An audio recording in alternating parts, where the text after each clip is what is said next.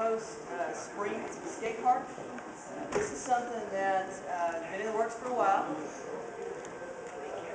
I was part of creating the Lee and Joe Jamel skate park.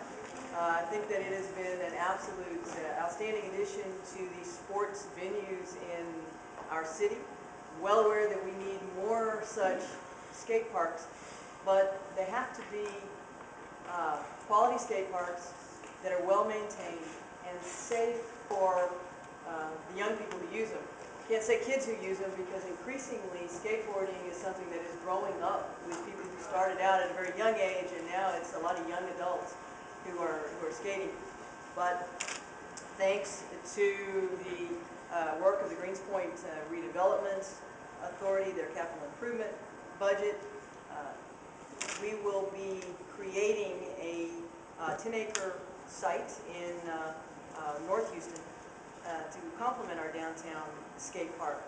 It will be fill a recreational void in the Greens Point area, but it will be a draw for young people from all over the city, and will keep us on the map for hosting international skateboarding competitions. It's a $5.5 million skate park. It will include 72,000 square feet of skate surface. And it has a unique design. It's a competition scale Texas Bowl featuring a full pipe 12-foot vert ramp. I don't know what these are, but I'm sure somebody does. A Texas Bowl featuring a full pipe, a 12-foot vert ramp, 10-foot ball, bank walls, and speed hips, plus a couple of backyard style pools and 3 beginner, intermediate, advanced flow balls. Section designed to emulate the street skating experience. We'll have ledges, rails, benches, banks, quarter pipes, and stair obstacles, providing fun and creative challenges for skaters. A second aspect to this facility is that it will have next to it a park without limits. It will be named Dillon's Park, after a child who was severely injured and later died from child abuse. Dillon's Park will have areas designed to engage children who are sight impaired, hearing impaired, autistic, or wheelchair bound. The park will also include open grassy areas for unstructured play, and the facility will be completely fenced. We have a number of parks without limits across the city of Houston. This one, now in far north Houston, in conjunction with the skate park, will provide, again, a magnet for families from all over the region seeking out those amenities. In addition to the 2 parks, funding will be provided for walking trails, a community center, management office, and public restrooms. Maintenance, which is one of the things that has held up this project for a while, because I insisted that there be a maintenance agreement in place, that we create a great facility, we have to maintain that facility. Maintenance will be handled by the Greens Point District, which maintains other parks developed by the Greens Point Redevelopment Authority. The district and the authority are also working together with other private resources and public resources to create a system of trails connecting the area's parks to Greens Bio, which will, of course, fit into our overall Bio Greenway initiative. So we continue to string the beads and develop our linear park system. Very excited about that new addition to our community. And then finally, third piece of good news. Oh, I'm sorry. Standing behind me is hard to miss. Councilmember Davis, the skate park is in his area, and please, sorry. Just want to again thank the mayor and the administration for their hard work going through, making sure that the maintenance and safety was #1 issue before going on with this venture. I want to thank everyone in the Greens Point community, Spring Independent School District, county, everyone who had a hand in getting this together and making it come true. As we know, in the Greens Point area, there's a lot of apartment complexes, and we just need a little relief place for the kids to go out and release some stress, tension, and we also have other businesses that are looking to lease space or to build around this area, such as Texas Children and probably Lone Star. So again, commend the city on the forward thinking and allowing clean spaces for kids in our neighborhood. Councilmember, I bet that this skate park issue is one of the first things you heard. Yes, ma'am, it was. The Greensboro community came out, and then they also came to open public session to talk about this. And I think it's important to have that integration in skate park, park without limits, and then all the trails. So there is literally going to be something for anybody in the community as they come out. Yes, ma'am. Thank you again. Excellent. Thank you, Councilmember.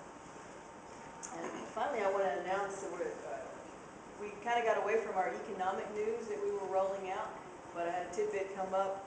And that is that Comcast announced today that they are expanding a call center here in Houston. The expansion will serve all Comcast customers across the western half of the United States, specifically for repair calls. Prior to today, the call center only serviced Houston, and this will become a center for excellence for repair calls.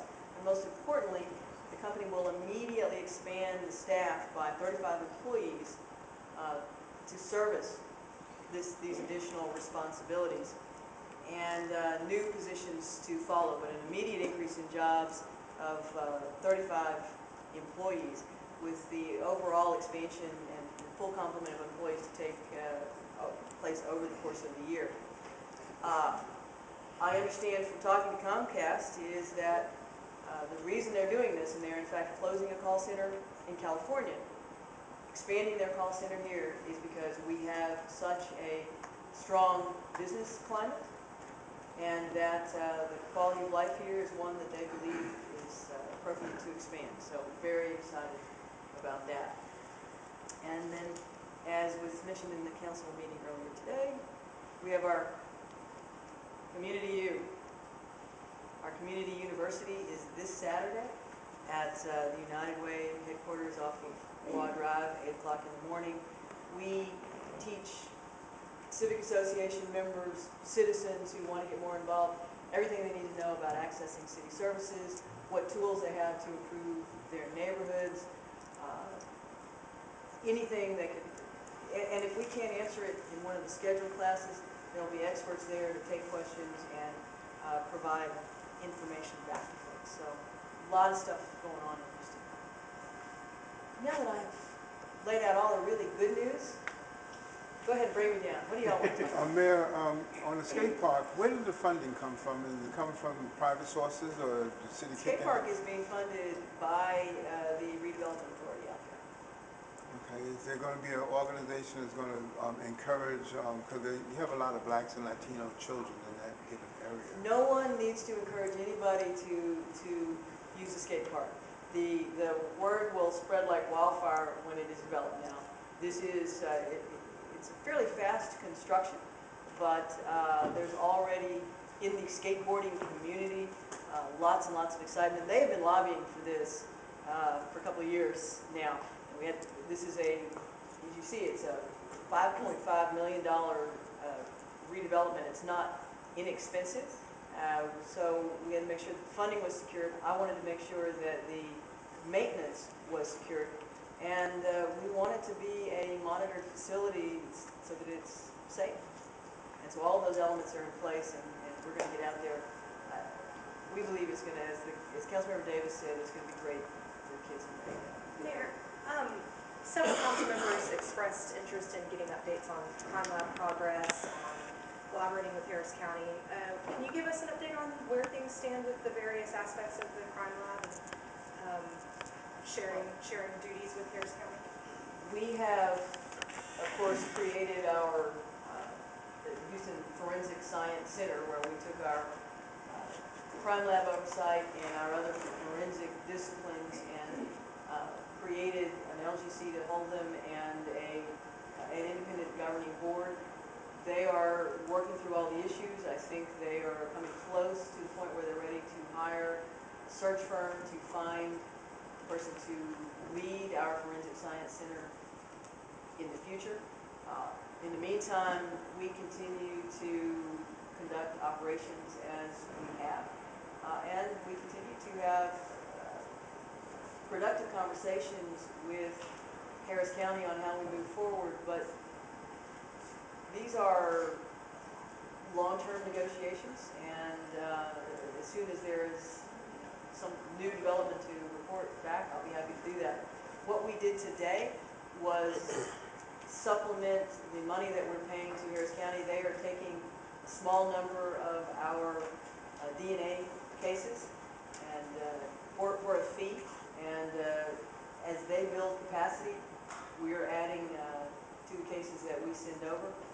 The problem is that our lab is at capacity, their people are at capacity, and any sharing of responsibilities has to be done step by step so that nothing gets lost in the transition. Would you anticipate moving more cases over there? I mean, I guess, was this transfer more caused by the closure of the Sam Houston lab, or was this a voluntary, you know? This is a process that started before the Sam Houston lab closed, and it was just one more step toward figuring out ways to integrate what we do. I've talked about this before. Harris County does an outstanding job in DNA. There are a whole range of forensic activities that they do not do that the city of Houston does. So and you have to have the experts in the equipment, so it's not just a matter of saying, well, we'll pay them to do it. It's a lot more complicated than that. And so as we sort out who does what best, and we're best to host that, we're going to take our time and do it right. We believe that as a city, we have taken the appropriate big step, which is creating an independent board to oversee our forensic activities and quickly to follow with an independent crime lab. And then once we achieve that, that crime lab or that forensic center can partner with any other entity that it chooses to, whether that is Harris County or some other government. Is the best site to host that, would that not be the tower that's under development at the county? I mean, it seems like a natural host site. It is certainly feasible that the facility that the county is building out over near the medical center would be an appropriate place for our forensic activities. And my understanding is that there is excess space in what the county is contemplating, so there is room, but there are a lot of things to be worked out. My big concern is true independence from law enforcement and from the prosecution, and preferably from politics as well. So I like the idea of an independent oversight board so that the forensic center can focus on pure science. And while we're having productive discussions, there's still a lot of things to be worked out on that. At the very least, the city's forensic activities, will be governed by an independent oversight board to keep politics and prosecution or the police from tainting what they do. When do you think that will actually be in place? I mean, I know the board is in place, but when do you think that that oversight will be complete? We don't want to rush anything because this is a process that impacts people's lives. And I have an outstanding board. I actually have a meeting scheduled with the chairman in the very near future so he can update me on where they are. But as I said, I think the next big step would be the selection of an overall experts to manage the disparate operations that we have put together into our forensic center. And then it's clear to the board and to, I think, to leadership around this council table that the intent is not to have a group of citizens making science decisions, but a group of citizens making sure that the policies are in place to provide justice and that they advise an overall science or technical leader who will direct the lab. And that's the key position they have to have before we can truly transfer all of the authority over. Mayor, you spent a lot of time today on explaining or trying to clarify the Open Meetings Act and how it relates to City Council. We have problems with the Open Meetings Act here on a regular basis. We are, as far as I know, the only major governmental entity in the state of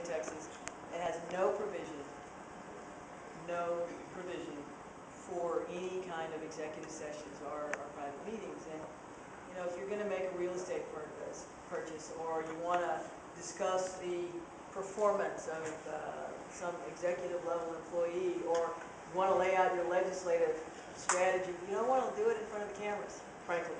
And the only way we have to do it, because of that, is one-on-one, step-by-step meetings with individual council members.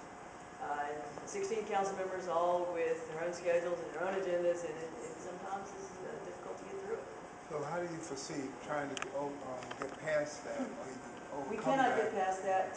We just deal with it as previous administrations have. We do as much as we possibly can in the public eye, which means that our meetings tend to be long and they can be sometimes contentious. And, you know, discussions like we had today would normally, or in other government entities, would be in an executive session. But we do it in front of everybody.